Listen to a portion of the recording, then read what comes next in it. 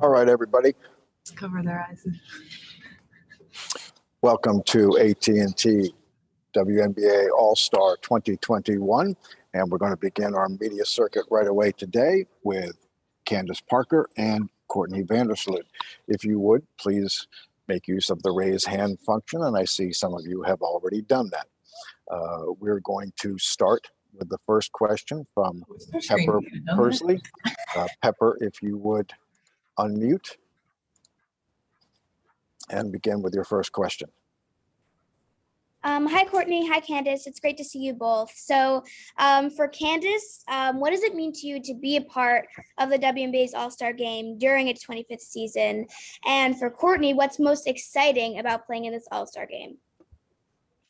Well, it's truly an honor to see the WNBA at 25 years and where we're at. But, you know, obviously at this point, you never take anything for granted. So to be a part of All-Star, it's always special, especially to be here with my teammates. So we're going to have a lot of fun tomorrow. I think the most exciting part is just, playing with people that you compete against all year. Playing against a national team puts it into a little, a different excitement. But, like Candace said, we're just going to have fun with it and enjoy each other's company. Thank you so much. Good luck. No Thanks, problem. Pepper. Thank you, Pepper. And Cheryl Coward, if you would unmute, please, and have the next question. Cheryl Coward. Hi, my question is for Candace. Is it different this year being a six-time All-Star representing your home area, representing Chicagoland? How different is that for you? I think it's different, outside of All-Star. I mean, playing in Chicago has been an amazing experience for me thus far. I feel like we're finally getting to know each other on the court. We've gotten enough time on the court and, off the court, I feel like it's been great. I've been welcomed with open arms, got a nice PG over to my left. That has done just that. So I think the only difference is, obviously coming here with different teammates that are on your side at All-Star. And we're looking forward to playing together again tomorrow. Thank you, Cheryl. Doug Feinberg, if you would. Next question, please, if you would unmute. And I would ask everybody, when you proceed with a question, if you would please put yourself on camera so the players can see you as well. Doug, go ahead. Thanks, Ron. Appreciate you hosting this. Courtney and Candace, you guys are two of the vets on the Team WNBA team. You've played in All-Star games before. Is this going to be a similar entertaining, have fun for the first couple quarters and then it gets serious, or is it because it's a different format, so to speak, it'll be more serious to begin with and there will be defense played, so to speak, for most of the game as opposed to like the usual All-Star festivities? I think a combination. We are here to enjoy this and have fun, but we're all competitors, and when you get out there, your competitive juices kind of take over, and I'm sure we're going to be competing. I know the national team is trying to prepare to go to the Olympics, but we're not out here just for fun. We're going to compete and see what we can do together. Yeah, I think Court just said exactly how we all feel. I mean, listen, I think we've seen it on the NBA side, how changing the All-Star format makes it more exciting. I mean, who doesn't want to see some of the best players in the world going up against each other? So I think that, them kind of bringing this format back was their intention. I think it's for preparation for the USA team, but also to make it more exciting and not just a bunch of layups and open breakaways. Thank you. All right, thank you, Doug. Next question will come from Holly Rowe, and following Holly will be Cole Huff. Cole, if you would be ready. Holly, go ahead. Hey, ladies, this is a unique dynamic with you two in particular going against Team USA this year. What dynamic will there be to the game for you because of that, given your different experiences with USA basketball? You want to pass it to me? Yeah. Oh, okay. It's your fault. Holly, that was a very interesting way to ask the question. You're really great at this. You should continue this job. You're really great at it. Honestly, for me, I think, it's a game. I'm competitive. It is what it is. I don't think anybody out here has to prove who they are or reinvent the wheel or be something that they're not. We're going to go out there. We're going to play. We're going to compete. We're going to have fun. And, that's that. I think that everybody's kind of taken that attitude going in. Are we like happily walking down the hallways like, hey, USA basketball? Like, no. But at the end of the day, it's like, this is your job. It's an honor to be an all-star. And that's what it is. Courtney, a little bit of an answer, just a teeny bit.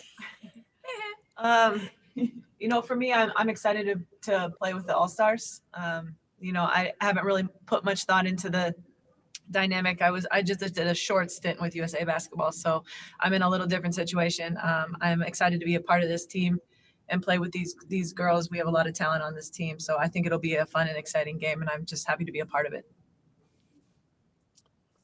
Thanks, everybody. Cole, if you would go ahead, please. Cole, you'll be followed by Michelle Vopel. Michelle, you're on deck. Hey guys, congrats on making the All-Star team once again. I just have a question for each of you. Candace, you came into the league as a teammate of Lisa Leslie, and just being in LA for so long, I'm sure you guys have built up a strong relationship. What's it going to be like having her as a coach? Man, I don't even know. Our nicknames were Smooth and Silk my rookie year. And I was like, if you want to date yourself and you want to show how old you are, like my teammates are the coaches. So like Tina Thompson and Lisa Leslie, I was teammates with both of them. So I think in a way, things come full circle. I mean, they were both my vets. They both taught me the game. I started playing USA basketball with Tina, LA, same thing with Lisa. Obviously she's doing well in the big three as a coach. So hopefully she can bring some of that mojo over here and draw up some nice out of timeout plays. We'll see what she's got. That's awesome. And then Courtney, I'm assuming you're rolling with your wife to win the 3-point contest. But who wins the shooting contest between the two of you if you guys have already had those contests before? Unfortunately, it's not even a competition. I mean, there's not very many people out there that I think that can compete with Allie in a shooting competition. She's one of the best to do it. So, and I think she'll show that tomorrow again. I know you won't say it, but it's the Allie Quigley Invitational. Yeah. Just going to put that out there. Thank you guys. Good luck tomorrow. All right. Thank you, everybody. Michelle Vopel, you are next. And following Michelle, we will go to Hugh Hopkins. Hugh, if you would be ready. Michelle, go ahead. Candace and Courtney, I guess if both of you could answer this. Candace, you talked about just sort of familiarizing yourself with everybody. I know you knew all these players, but the chemistry. You'll have this All-Star game together, and then can you guys talk about what you think the All-Star break will mean to the Sky and what you guys hope to do in the second half of the season? Well, I think you go into the season, you have this plan, and sometimes things don't happen the way that you think they should, but they happen the way that they're supposed to. And, obviously we started the season off, it was difficult. And, I know this break for me is I'm going to be in really great shape when I come back. I have enough time to get my cardio to where it needs to be able to run, because I think that that's what this team obviously does the best. And I want to get there. I felt like, it was kind of broken with the season, you know what I mean? Just in and out and different people and whatever. And there's no excuse, but I think this break is an opportunity for all of us to come back better and come back more focused and having the experience of playing together. So I think that for me personally, that's going to be my objective this break, I should say. I think it kind of gives us the training camp that we didn't really get, with people coming in late, injuries happening. In a perfect world, we would have had a time before the season to prepare and just hit the ground running. Unfortunately, it didn't happen like that, but it'll give us time to, one, get healthy, completely healthy. We have a vet team, I think, and so the rest will be good for us, but also just time to, get back on track and get into a nice rhythm and work on things. All right. Thank you. Hugh Hopkins, you are next, and you will be followed by Jeff Magliachetti. Jeff, be ready. Hugh, go ahead. Hi both. Thanks for taking your time. Hugh Hopkins from Sky Sports here. Congrats on the selections. I had a question generally about the All-Star game, in that it doesn't happen every single year, unlike most professional sports leagues around the world. And this year it's a little bit different again, because we've only got sort of one side of WNBA All-Stars. So I wondered, how do you sort of rank WNBA All-Star selection alongside some other honors in the WNBA, such as first team selections and that sort of stuff? That's for both of you, sorry. I think when you go to multiple, like when you're able to be fortunate enough to go to multiple All-Star games and you realize like my teammate Ka, it's her first time here as an All-Star. And you realize again how special it is to be a top player in the best league in the entire world.